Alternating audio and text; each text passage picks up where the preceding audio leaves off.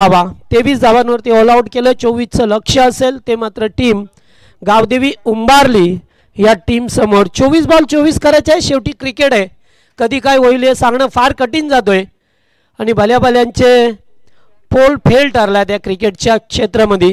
त्यामुळे वक्तव्य कोणी करणं एक अतिश उक्ती होत असते आणि तसंच काहीसं चित्र पाहायला मिळेल. मोस्ट वेलकम दोन्ही संघांचे आम्ही स्वागत करतो. आपण वेळेवरती आलात त्याबद्दल आपलं सहर्ष स्वागत.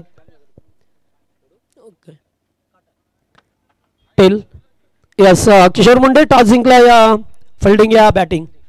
फिल्डिंग करणार. विपक्ष संघ मोठा गाव आहे, 2-2 मॅचेस जिंकल्यात. निलेश दादा आता बॅटिंग करायची आहे. बॅटिंग करत असताना किती धावा बनवाल? याच्या अगोदर 2 सामने जिंकल्यात. आता काय टीमची पोझिशन असेल? कारण खेळाडू सध्या थोडेसे कमी पाहायला मिळतात. सध्या खेळाडू नसल्या कारणाने बॅटिंगच घेणार होतो आणि बॅटिंग आली तर आम्ही 45 ते 50 धावांपर्यंत मजल मारण्याचा प्रयत्न करू. त्या हिशोबाने ते रणनीती आखो काहीतरी. Okay thank you. बॅटिंग करणार आहेत ती मोठागाव संघ प्रथम आणि त्यामुळे आता दुसरा सामना लगेचच सुरू होईल. टॉस जिंकलाय मोठागाव संघाने. सामना सुरू झालाय. पहिलाच बॉल आणि पहिल्याच बॉलवरती विकेट मिळेल का?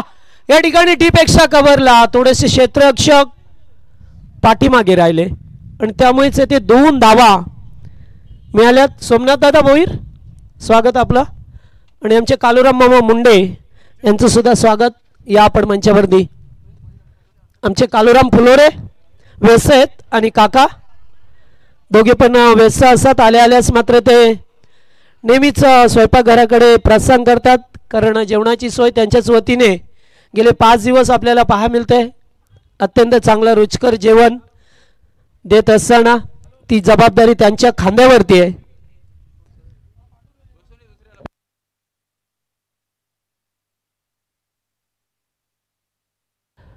चौकार पाहायला मिळतोय. 4 धाबा आल्यात. एक काळ होता की जेव्हा हीच मंडळी आचार्याची भूमिका करायची तेव्हा मात्र स्वर्गीय गणपतरामा भोईर जे आमच्यातून निघून गेल्यात एक अत्यंत होतकरू असे व्यक्तिमत्व होते.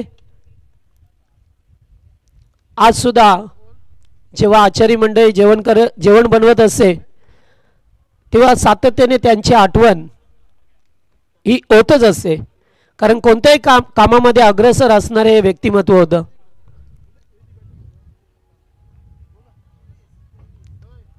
चला एक चौकार आला. सचिनच्या बॅटमधून पाहा मिळतो आपल्याला.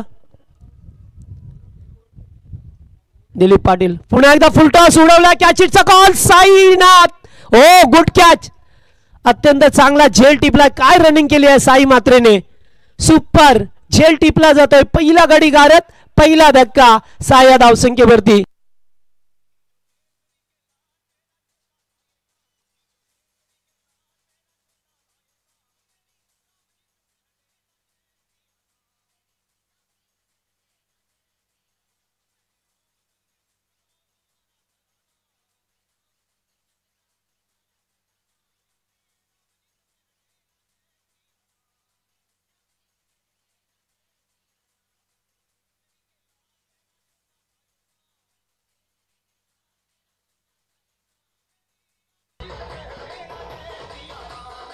Thank you thank you thank you.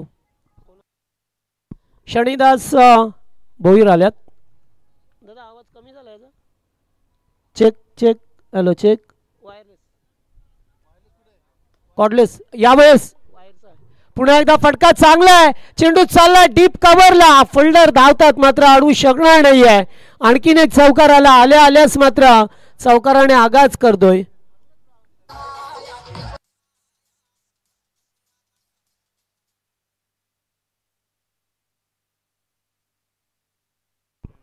चोवीसचं लक्ष असताना 12 धाबा आल्या. 5 चेंडू. पुन्हा एकदा टपली दिली आहे. चेंडू चाललाय डीप कव्हरला. आणखीन एक चौकार. तिसरा चौकार या ओव्हरमध्ये आणि धाबा झाल्या ते एकूण आता 16 धाबा.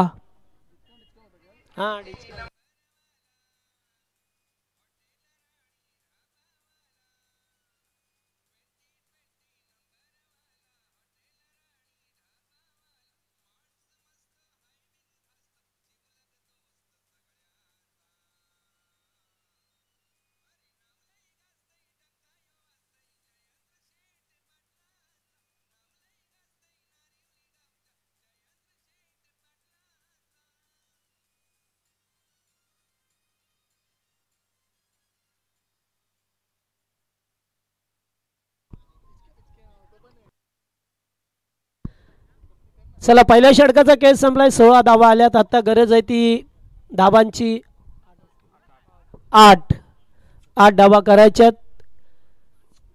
पहिल्यांदाच मात्र अशी पडझड पाहायला मिळाली टीम देसाई संघाची. होतं असं, शेवटी क्रिकेट आहे. कधी कधी असे ऊन पावसाले चढ उतार हे मात्र क्रिकेटमध्ये नेहमीच पाहिले जातात. तर मी म्हणेन एकच चूक केली या टीमने. जरी 4 षटकांची मॅच असली तरी तुम्हाला थोडंसं डिफेन्स करून सुद्धा खेळणं फार महत्त्वाचं होतं. तुमच्याकडे चांगले चांगले बॅटर होते, ते सुरुवातीलाच गमावले. नितीनसारखा फलंदाज ठेवला, त्यालासुद्धा रनआउट व्हावं लागलं. तुमचा गेम प्लॅन चुकला असंच काहीसं म्हणावं लागेल. सीताराम पाटील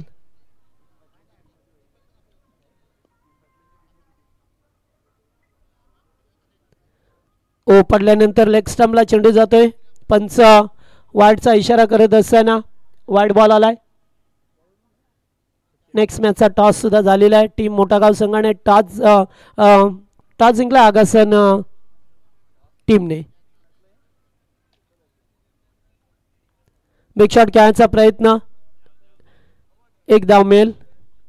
सामना अगदी सोपा झालाय, कारण ज्यावेळेस तुम्हाला 24 बॉलमध्ये 24 करायच्या होत्या, पहिल्या ओव्हरमध्ये 16 आल्या आणि त्यानंतर या 2 धावा, एकूण 18 धावा आल्यात.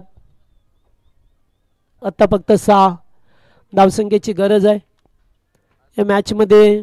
जो विचार केला होता की एक बिग फाईट मॅच पाहायला मिळेल, कारण दोन्ही संघ एकाच कॅलिबरचे होते, एकाच ताकदीचे होते. मात्र क्रिकेटमध्ये एका एका संघाचे दिवस असतात. फुल टॉस, फुल टॉल आणि चेंडू चाललाय बॅकवर्ड स्क्वेअर लेगला. चौकार पाहायला मिळतोय. फक्त आता 2च धाबांची गरज आहे. काल सुद्धा तसाच एक सामना पाहिला आपण न्यूझीलंडच्या विरोधात हिंदुस्थान. आपली सुद्धा प्रतीक्षा होती की न्यूझीलंडचं पारडं हमेशा जड असतोय.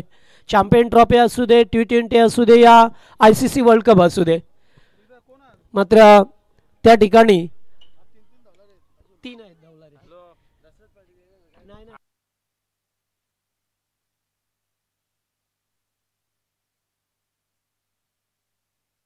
चला सामना या ठिकाणी जिंकलाय. सामना जिंकलाय गावदेवी टीम उंबारली संघाने.